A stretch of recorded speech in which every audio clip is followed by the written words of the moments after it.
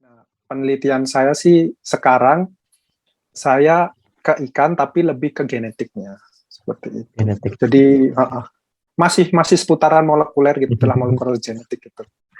Cuman teknologi yang dipakai udah lebih advance gitu. Kalau dulu kita pakainya kan yang Sanger sequencing kan, terus Iya, yang sekarang udah pakai next NGS. generation sequencing ya.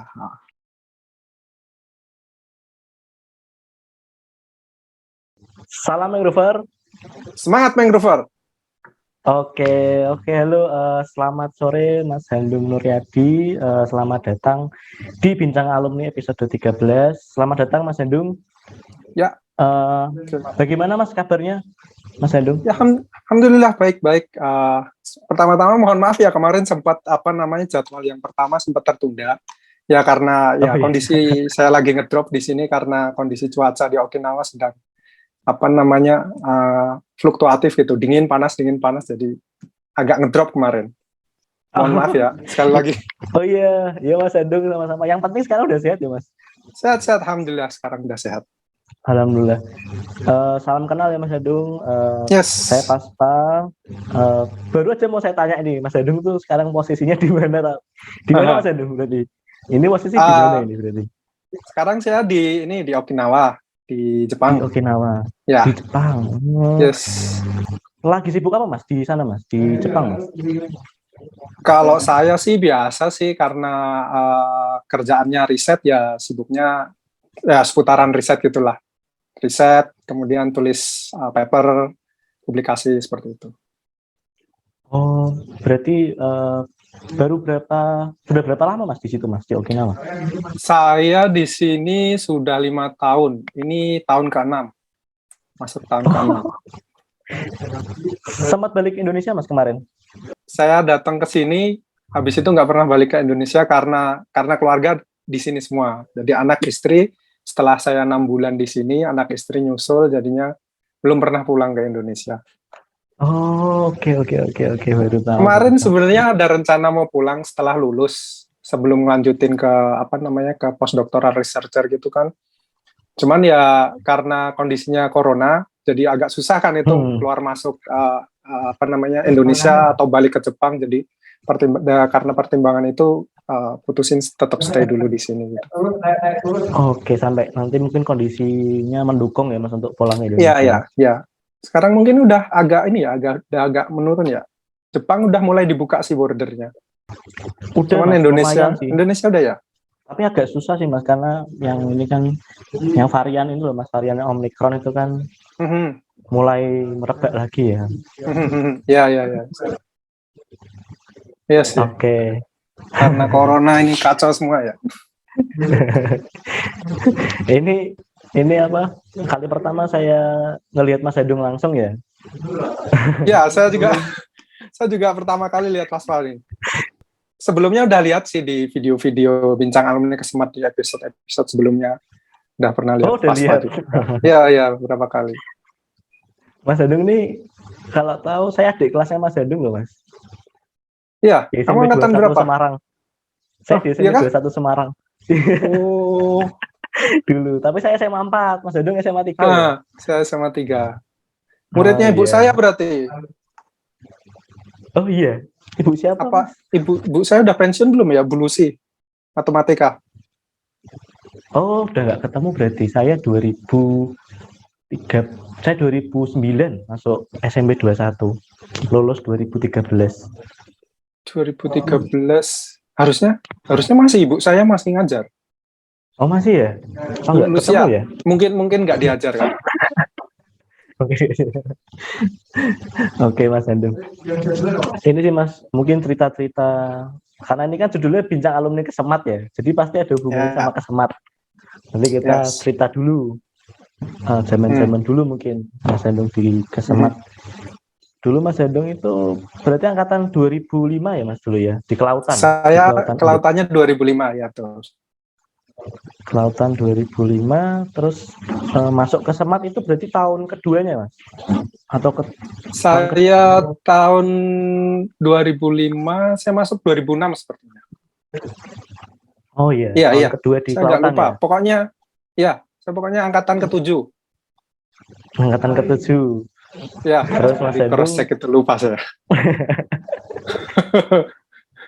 terpilih nih ya jadi presiden Kesemat yang ke-7 ya, Mas? Ya, alhamdulillah waktu itu kepilih jadi presiden Kesemat angkatan ke-7. Nah ini mungkin kembali lagi di apa ya, waktu zaman Mas Hendung kuliah itu berarti selain aktif di Kesemat itu kegiatan yang lain di luar itu apakah ada, Mas? Atau punya hobi di luar organisasi di kampus? Misalkan hobi mancing, hobi main musik itu ada, Mas? Saya ya waktu itu sempat pas kuliah itu ngeband sama temen juga main musik lah. Kemudian sesekali ikut teman-teman nyelam gitu. Ya biasalah anak-anak kelautan kan kegiatannya nyelam. Gitu. Tapi musik nyelam di luar itu ya susul lah apa namanya kayak kuliah kampus terus kemudian pas akhir-akhir apa namanya akhir-akhir kuliah ya biasa sibuk di lab aja sih gitu. Berarti selain di Kesemat, Mas Hendung itu aktif di Selam juga ya, Mas? Di MDC ya? Enggak sih, maksudnya ya? ikut nyelam tuh saya ikut nyelam teman-teman apa namanya ikut aja kalau pas lagi ada sampling atau teman-teman lagi ngadain nyelam di kolam gitu saya ikut. Cuman nggak ikut organisasi di universitasnya. Cuman Kesemat saya. Teman Kesemat. Oke, terus selepas dari apa namanya Undip, maksudnya dari kelautan itu berarti Mas Handung kalau nggak salah sempat bekerja di lab terpadu ya, laboratorium Marine Biotechnology ya? Ya betul. Lantai 6 ya itu ya, yang Profesor Ambar ya kalau nggak salah ya. Labnya saya ya waktu itu ketuanya Profesor Ambar, cuman saya bekerjanya di labnya Profesor Oki Karna Rajasa. Oki Karna Rajasa. Oke. Ya. Kenal beliau kan? Ya? Yes, betul saya di tahu, BRIN sekarang. Iya. Ya. Saya sempat ketemu beliau kemarin, cuman memang belum dapat kesempatan mengajar secara langsung sih, Mas. Saya belum pernah dapat. Iya. Sempat ketemu kemarin di Undip, beliau dari BRIN membuka sertifikasi, Mas, kemarin. Jadi ada acara sertifikasi di FPIK. Beliau dari BRIN berikan sambutan langsung. Zaman saya memang beliau sibuk sekali sih. Dari zaman saya itu beliau udah sibuk calon rektor di luar ya waktu itu. Calon rektor juga. Terus habis itu beliau dipanggil waktu itu ke Dikti kalau nggak salah kan. Nah itu jadi intensitas mengajarnya jadi lebih jarang gitu. Paling biasa kalau beliau datang sekali ke Semarang gitu dipadetin. Itu mungkin angkatan-angkatan yang sekarang mungkin nggak dapat ya beliau karena mungkin sibuk di BRIN itu. Iya, saya belum pernah dapat. Berarti dulu sempat ini, Mas, sempat ngerasain kuliah di Jepara juga berarti ya? 2005, ya. 2006. Saya di Jepara ya 2006-2007 lah. Tahun 2006-2007. 1 tahun ya berarti? 1 tahun ya. Betul. 1 tahun. Oke, Mas. Yang masih bolak-balik Jepara itu seminggu sekali. Oh iya, wirawiri ya. Jadi kadang di Semarang, kadang di Jepara. Iya. Mas bisa sedikit cerita nggak yang terkait gimana nih, Mas, ceritanya kok bisa akhirnya bekerja di laboratoriumnya Prof Oki gitu? Itu ada hubungannya sama semasa kuliah nggak, Mas? Iya, sebenarnya waktu bukan ujian akhir ya, tapi tugas akhir skripsi itu kebetulan saya bimbingannya beliau sama Prof Agus. Jadi pembimbing satu Prof Agus, pembimbing keduanya Prof Oki. Nah setelah itu saya kan sempat setelah lulus itu sebelum kerja di laboratorium terpadu saya sempat kerja di Jakarta. Cuman ya nggak terlalu terkait sama kelautan lah karena kerjanya di kayak perusahaan pemetaan gitu. Itu pun kurang dari 1 tahun kalau nggak salah. Terus habis itu saya mutusin buat ngambil master. Waktu itu ngambil master di Salatiga. Di UKSW? Di UKSW, betul. Nah, habis itu dalam jeda waktu master itu, kebetulan pembimbing saya juga waktu master itu dapat Profoki juga, pembimbing luarnya Profoki sama pembimbing satu dari UKSW. Nah itu terus pas udah selesai perkuliahannya, tinggal nyelesain tugas akhir, tesisnya itu, Profoki nawarin, saya mau buka lab gitu, buka lab sendiri di kelautan, kamu mau nggak jadi teknisinya gitu, bantu saya ngurus lab gitulah intinya. Terus ya saya ya Prof, insya Allah saya siap gitu. Terus habis itu ya itu dari tahun 2013 sampai sebelum saya berangkat ke sini 2015. 2015.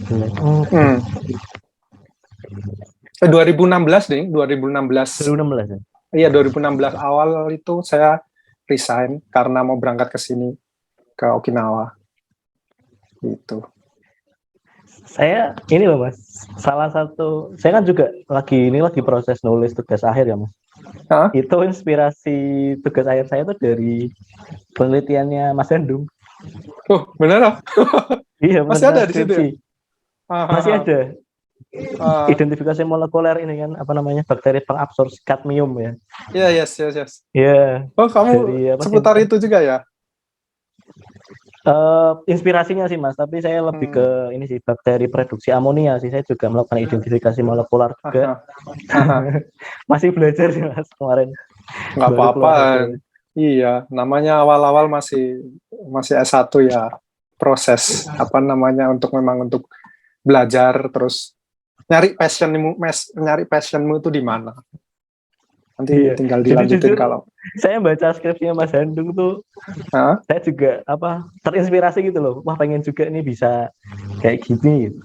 Wah. Sekarang ngobrol sama Mas Handung. Alhamdulillah masih ada yang baca skripsi saya.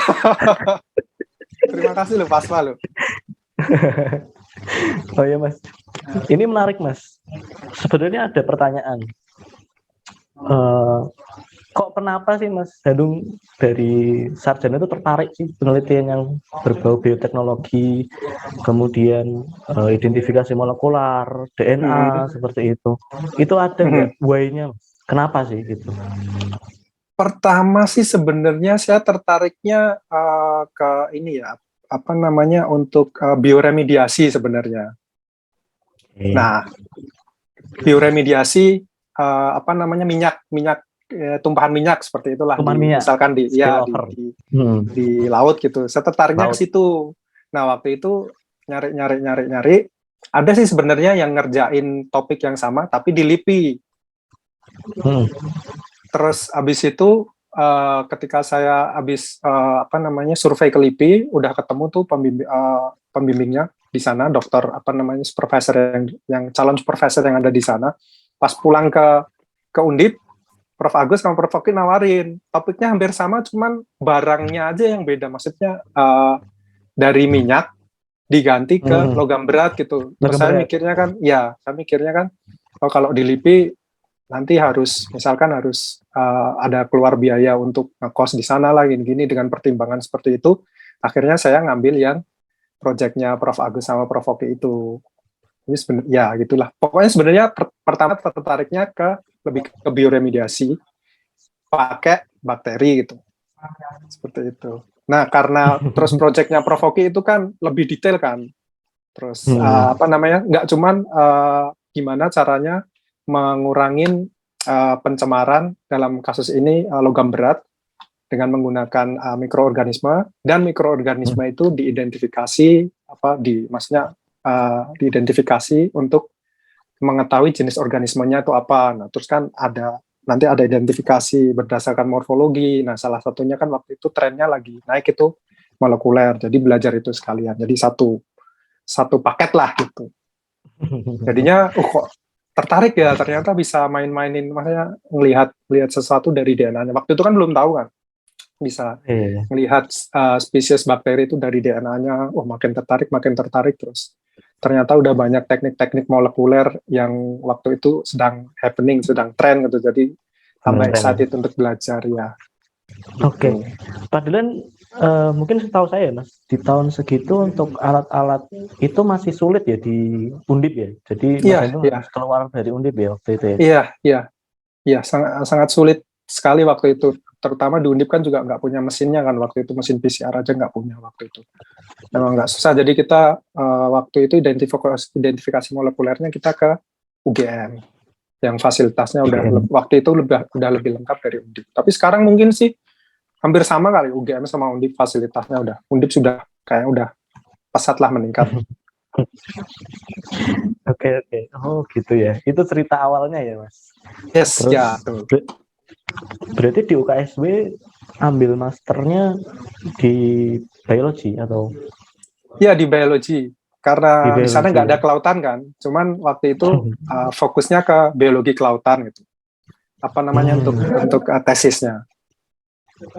Kan di Okay. sana ada yang bisa ngambil darat, ada yang bisa ngambil laut, dan waktu itu pas ngepasi apa namanya kaprodinya sana itu lagi tertarik banget itu sama pengen explore ke Natural product. arah laut ya. Laut. Oh, Terus gitu. beliau juga ada kerjasama sama Prof Oki, jadi makanya Prof Oki diminta untuk supervisi saya sebagai pembimbing luar, dan ya sampai saat ini kayaknya masih terjalin lah apa namanya kolaborasi antara beliau. Oh ya. Karena dulu siapa namanya Prof Agus Sardono juga alumni UKSW ya Mas? Kan Iya, Prof kalau nggak Agus itu salah alumni satunya ya. salah satu ya. Salah satu alumni UKSW. Betul. Oke. Menarik. Oke, jadi gini Mas, kemarin kan sempat iseng ya Mas, cobain buka-buka di Scholar lah Mas. Namanya Mas Hendung Nuryadi. Itu keluar banyak jurnal internasional loh Mas. Itu ada yang, ada yang sama Prof Oki, ada yang sama Dr. Made, ada sama Dr. Agus. Itu kok bisa Mas gitu? Maksudnya punya banyak relasi riset itu gimana Mas ceritanya? Nah, jadi ini ya apa namanya keuntungannya waktu saya kerja di laboratorium itu. Jadi banyak kenalan peneliti ya karena satu bimbingannya Prof Oki sama Prof Agus banyak gitu. Dan ketika mereka riset, terutama untuk S2 dan S3, mereka riset di lab Tropical Marine Biotech kan waktu itu. Masuk lab riset di situ, nama saya pasti diikutin karena saya bantu sampling, nanti bantu apa namanya identifikasi molekulernya, bantu isolasi bakterinya, pokoknya bantu kerjaan mereka lah.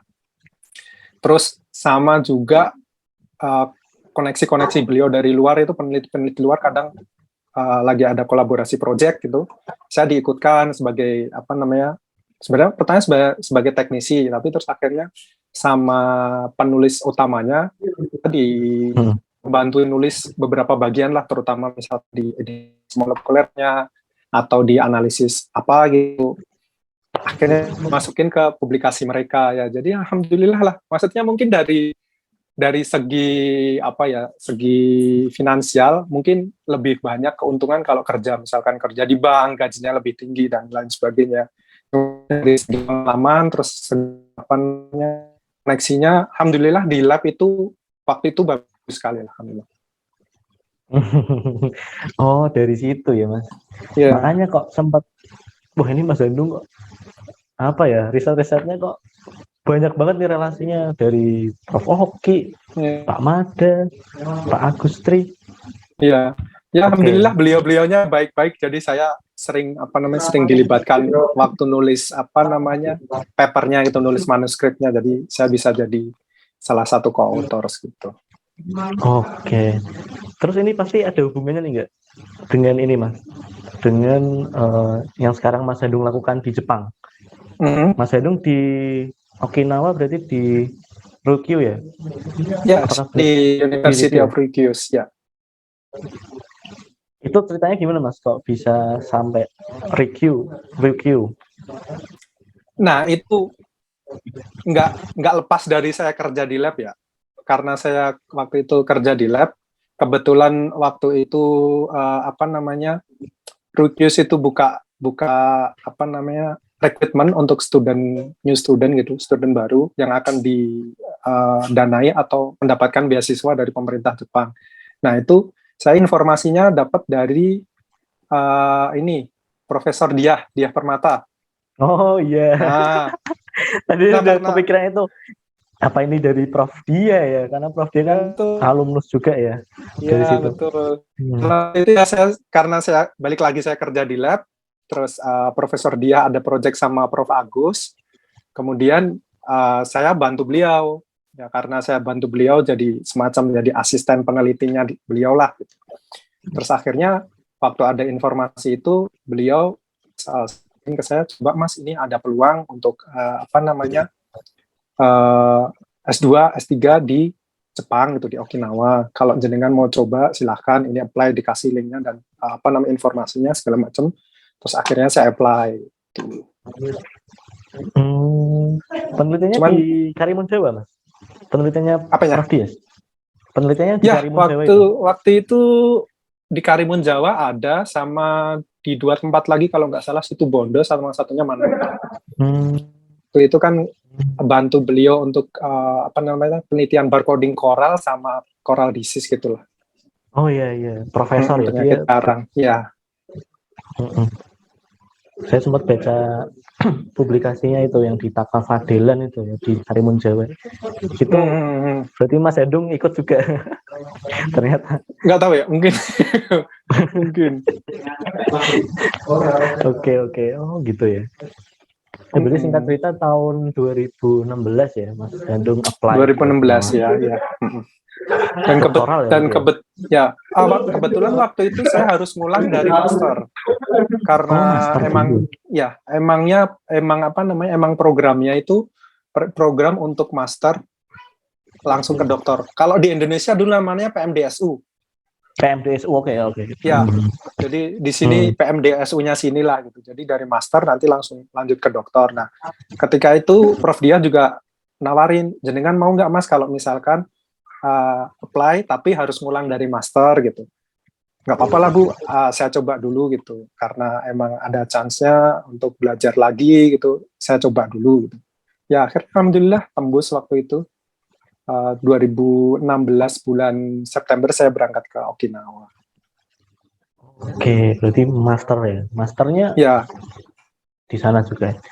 Ya. Udah lulus master berarti Mas? Sekarang udah. Dokter. Sekarang udah lulus dokter. Alhamdulillah. Wih, keren. Jadi saya lulus itu September tahun kemarin. September tahun kemarin ya. Oke. Berarti masternya 2 kali. Masternya 2 kali, alhamdulillah. Satu di Jepang. Ya ampun. Ya, jadi satu udah lulus di mana namanya? Di UKSW. Setelah di UKSW itu saya lulus, saya sempat training di Thailand 3 bulan itu. Ya, karena koneksi apa namanya? Informasi dari Provoki juga. Terus saya dicalonkan lah sama Provoki untuk jadi salah satu training gitu sih.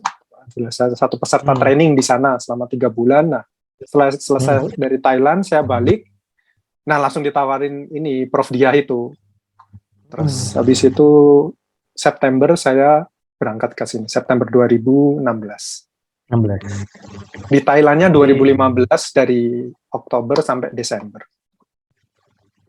Oke, berarti pas 4 tahun ya. September ke September. Iya. Itu kalau boleh tahu yang 3 bulan di Thailand tuh training apa, Mas? Ya semacam training kayak training peningkatan sumber daya SDM gitulah gitu. Jadi tiap tahun di sana tuh lembaganya seperti LIPI-nya Thailand itu punya program tahunan untuk ngebawa itu orang-orang dari negara sekitar sih, biasanya dari kayak Vietnam, Kamboja, Indonesia, Laos gitu, dipilihin beberapa peserta, terus ada yang 3 bulan, ada yang 6 bulan. Saya kebetulan waktu itu daftar yang 3 bulan. Ada hubungannya sama bioteknologi atau kelautan nggak, Mas? Ya, ada. Oh, ada. Ya, ada. Waktu itu saya risetnya tentang eDNA, jadi metabarcoding. Jadi itu environmental DNA. Environmental DNA ya. Untuk identifikasi bakteri bakteri yang berasosiasi sama coral disease gitu. Oh, wow. Mantap. Oke. Ini udah cerita gimana Mas Andung sampai ke Okinawa nih. Sekarang mungkin balik lagi cerita dulu ya. Jadi setelah Mas Andung cerita banyak nih mengenai pengalamannya, Mas. Ada nggak sih Mas sesuatu yang mungkin dulu dari kesemat itu Mas Andung dapatkan dan masih melekat hingga saat ini? Apa ya? Kalau saya sih mungkin yang paling ini ke saya itu apa ya? Mungkin nggak apa namanya, nggak money oriented gitu. Jadi dulu kan mungkin Paspa juga diajarin gitu, terutama sama Mas Aris Riono sama Mas Arif itu kan, ketika kamu di organisasi jangan mikirin apa namanya profit gitu kan.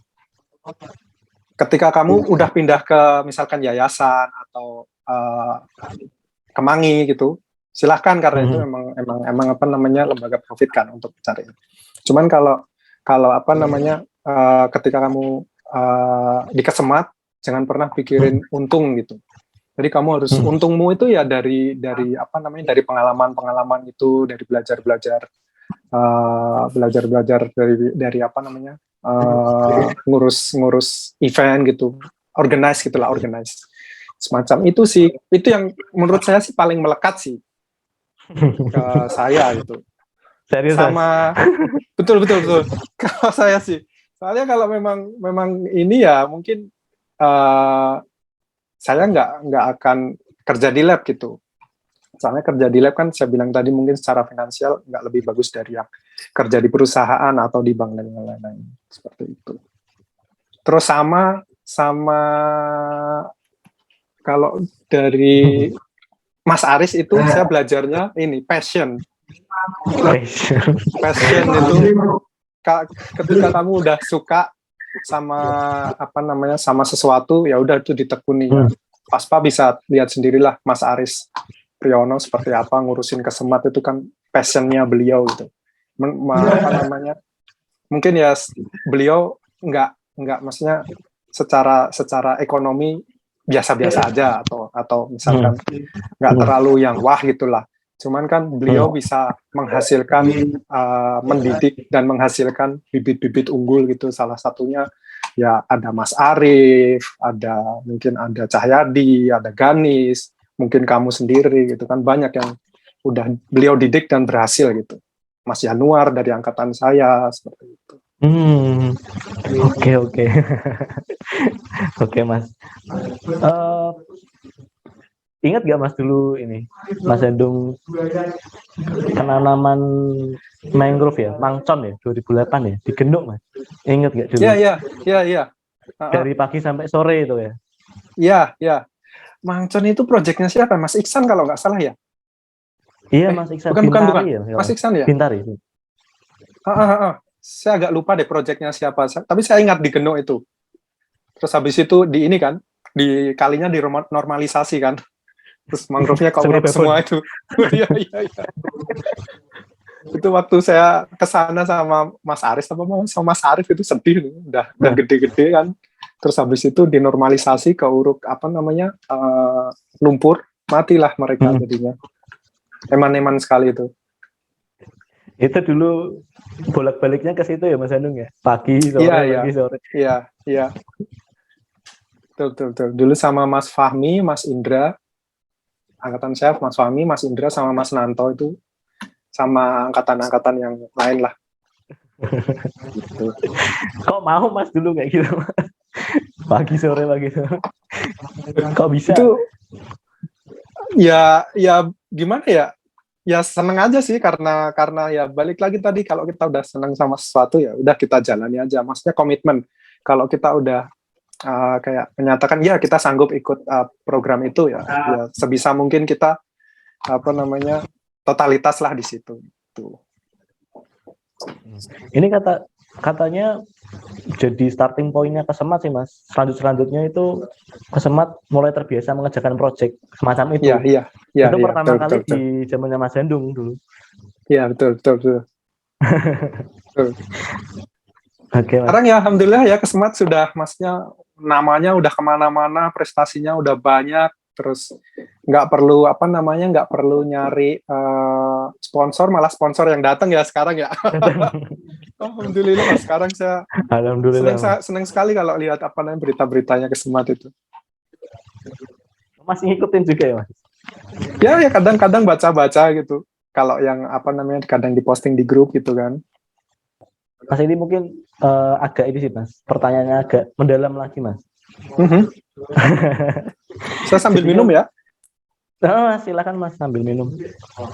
Jadi ini pendapatnya Mas Hendung itu sih Mas. Jadi Indonesia ini kan biasanya digadang-gadang ya mau jadi Center of Biodiversity Research ya Mas.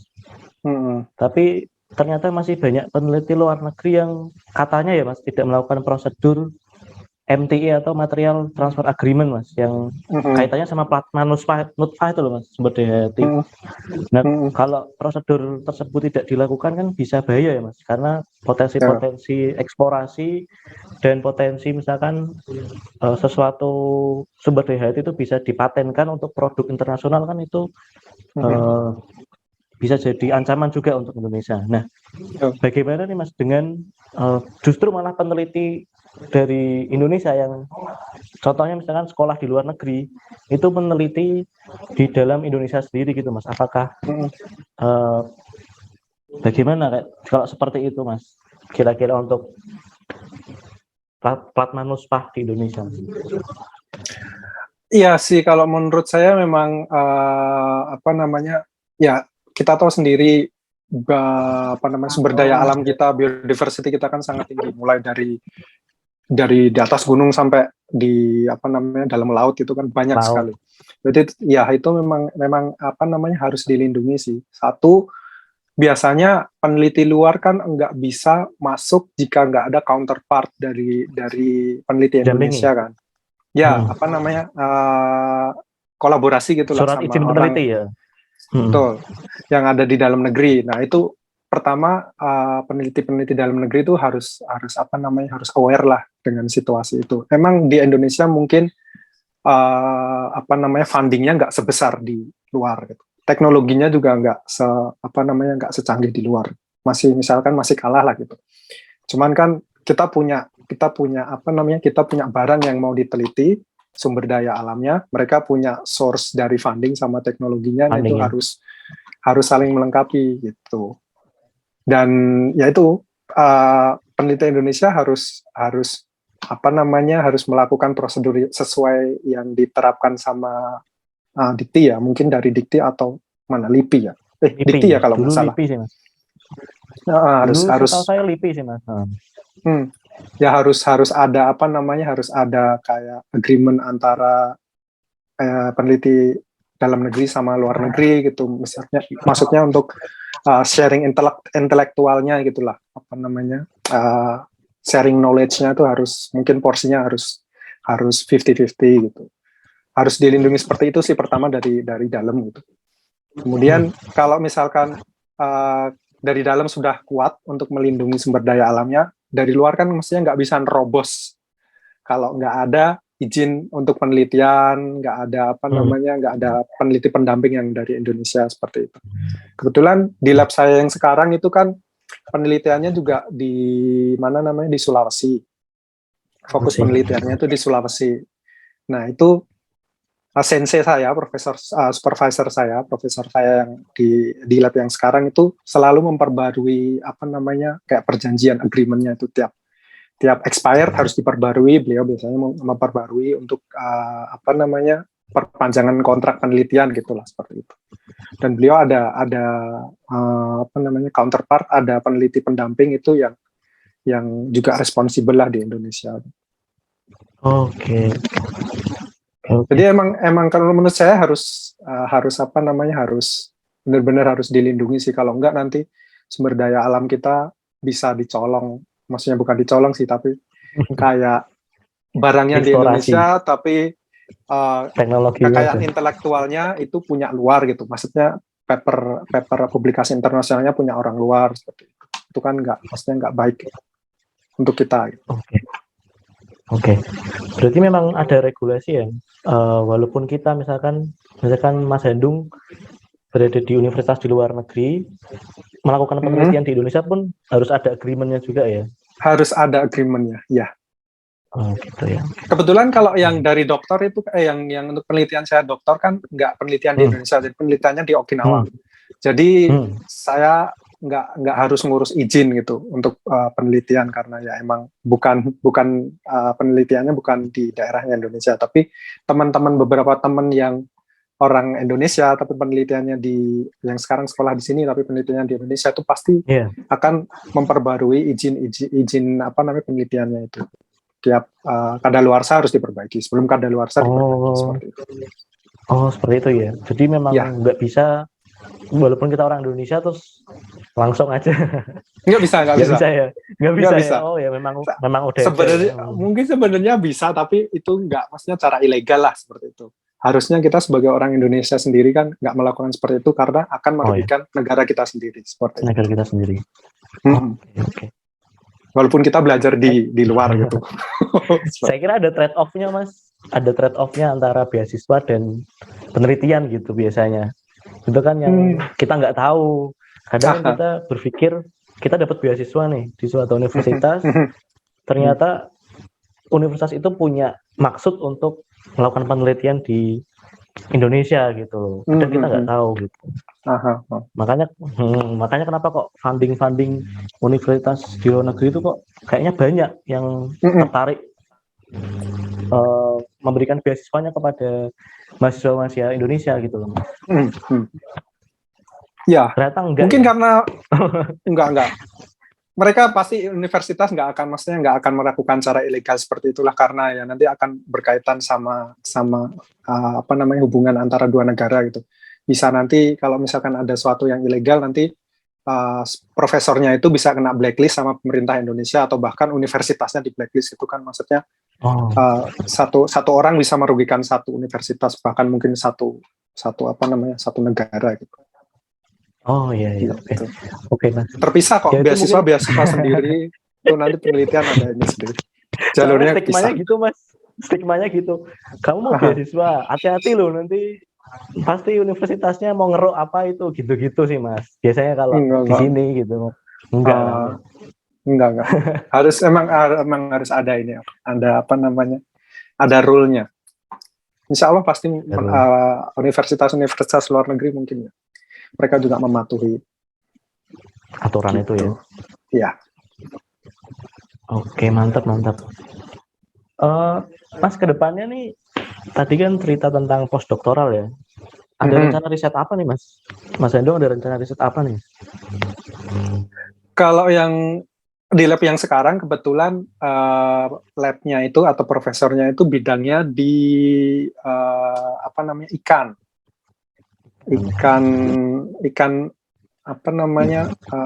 rice fish, tahu nggak? Atau di Jepang nyebutnya medaka, pokoknya ikan-ikan kecil gitulah. Biasanya hidup di sungai atau di danau seperti itu. Nah, penelitian saya sih sekarang saya ke ikan tapi lebih ke genetiknya seperti itu. Jadi masih seputaran molekuler gitu, molekuler genetik gitu. Cuman teknologi yang dipakai udah lebih advance gitu. Kalau dulu kita pakainya kan yang Sanger sequencing kan, terus yang sekarang udah pakai next generation sequencing ya. NGS. Udah lagi belajar itulah. Oke. Menarik loh, Pas Pak. Oh iya. Ya, kalau kamu mau menekuni bidang itu, insya Allah ini loh, menarik loh. Iya. Saya lagi belajar, Mas. Ya nggak apa-apa, dulu saya juga awal-awal juga gitu.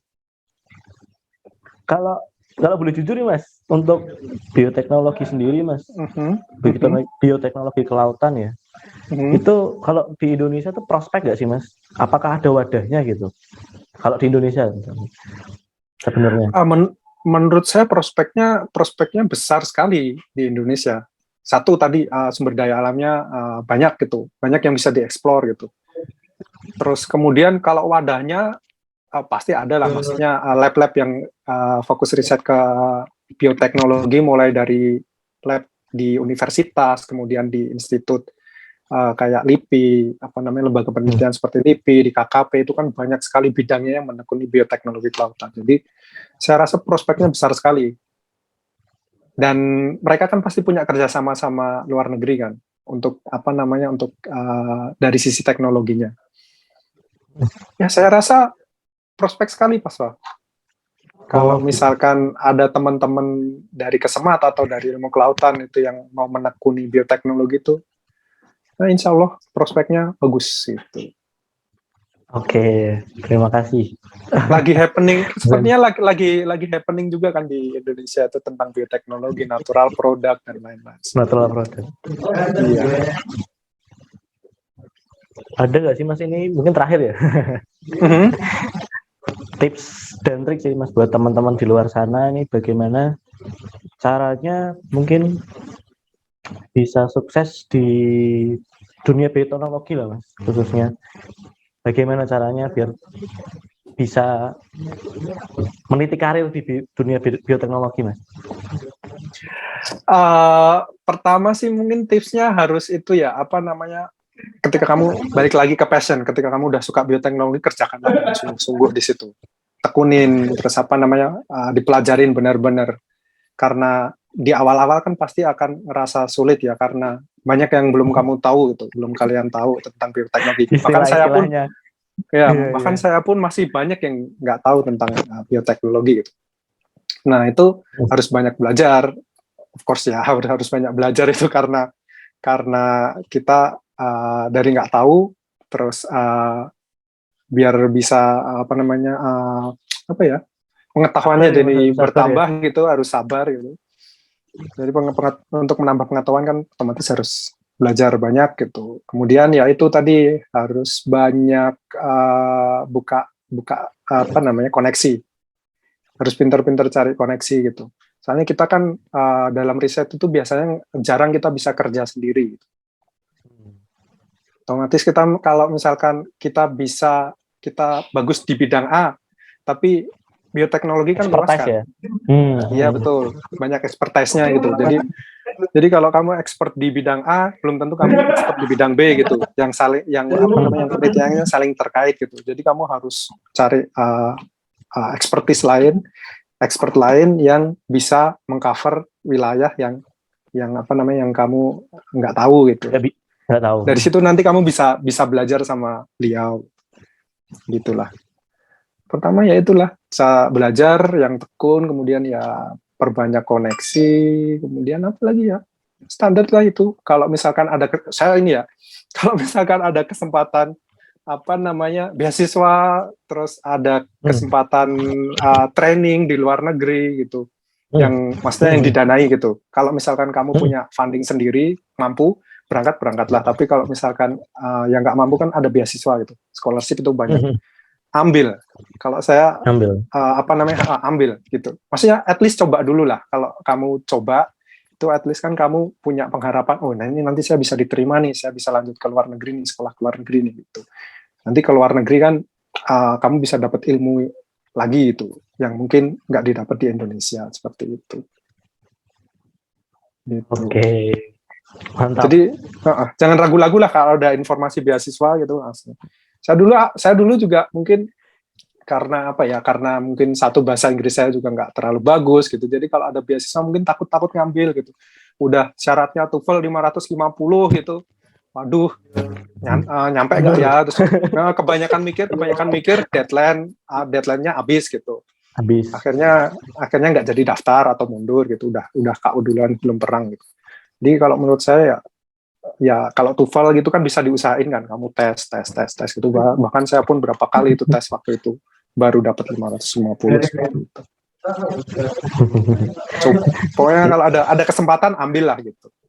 Kalau mungkin saran saya bagi teman-teman yang mau melanjutkan studi ke jenjang yang lebih tinggi, S2, S3 baik di dalam negeri atau di luar negeri seperti itu. Kalau ada kesempatan grab it gitu, langsung ambil.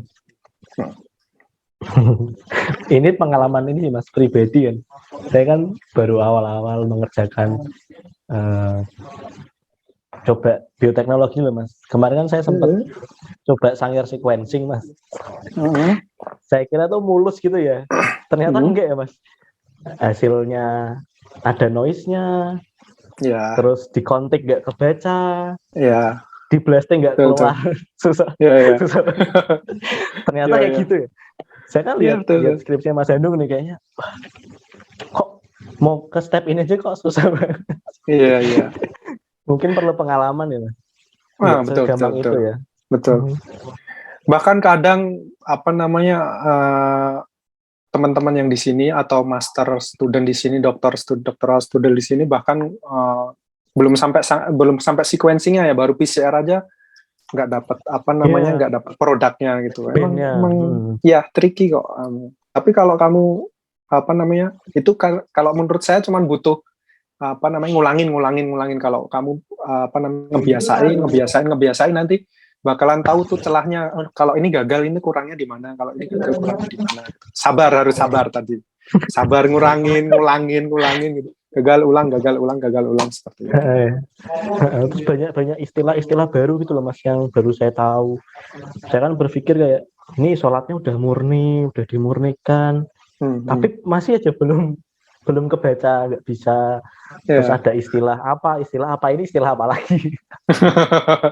Iya, iya, banyak gitu. Aduh, Tapi ya itu, tapi apa namanya, menariknya di situ, seninya di situ. Jadi menarik. nanti kita Seninya di bisa situ. banyak belajar di situ. Ya, Seru-seru. ya harus ditekuni lah. Kalau kamu memang minat apa namanya di riset atau di dunia pendidikan gitu, harus sabar, harus tekun seperti itu. Apalagi mikrobiologi kan, barangnya kecil, nggak kelihatan, tiap hari harus ke lab, harus apa namanya melihara, ditransfer tiap 2 minggu sekali, 3 minggu sekali, sebulan sekali itu harus. Dan biasanya kan banyak teman-teman yang nggak suka kerja di lab gitu kan. Waktu zaman saya sih seperti itu, nggak tahu ya sekarang ya. Waktu zaman saya dulu seperti itu, nggak suka kerja di lab, nggak suka pakai mikroskop seperti itu. Tantangannya di situ. Oke. Aduh, nggak kerasa nih Mas, kita udah ngobrol-ngobrol hampir 1 jam. Iya. Iya, hampir 1 jam Mas. Dibatasin 1 jam ya? Enggak Mas. Enggak, bercanda.